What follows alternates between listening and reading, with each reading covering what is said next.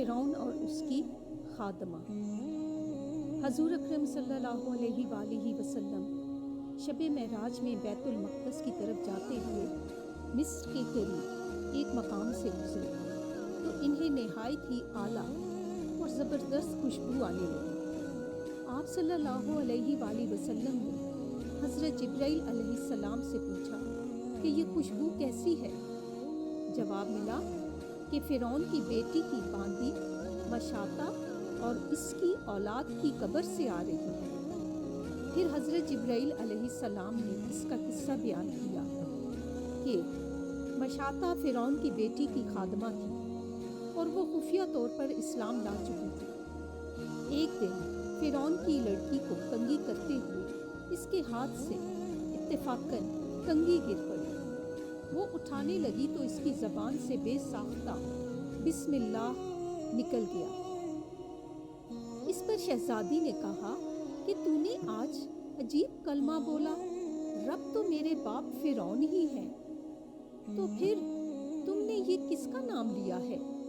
اس نے جواب دیا، فرعون رب نہیں بلکہ رب وہ اللہ ہے جو مجھے اور تجھے اور خود فرعون کو روزی دیتا ہے۔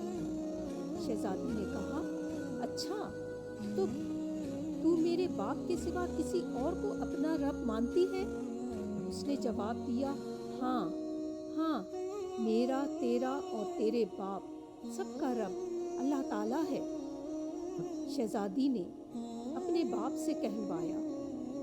وہ سخت غضبناک ہوا اور اسی وقت اسے برسر دربار بلوا بھیجا اور کہا، کیا تو میرے سوا کسی اور کو اپنا رب مانتی ہے؟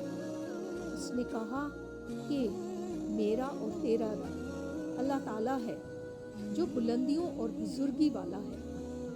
فرعون نے اسی وقت حکم دیا کہ تانبے کی جو گائے بنی ہوئی ہے اس کو خوب تپایا جائے، اور جب بالکل آگ جیسی ہو جائے تو اس کے بچوں کو ایک ایک کر کے اس میں ڈال دیا جائے، آخر میں خود اسے بھی اسی میں ڈال دیا جائے۔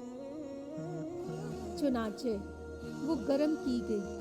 جب آگ جیسی ہو گئی تو حکم دیا کہ اس کے بچے کو ایک ایک کر کے اس میں ڈالنا شروع کرو۔ اس نے کہا، بادشاہ ایک درخواست میری منظور کر، وہ یہ کہ میری اور میرے ان بچوں کی ہڈیاں ایک ہی جگہ ڈال دینا۔ اس نے کہا، اچھا تیرے کچھ حقوق ہمارے ذمے ہیں اس لیے یہ منظور ہے۔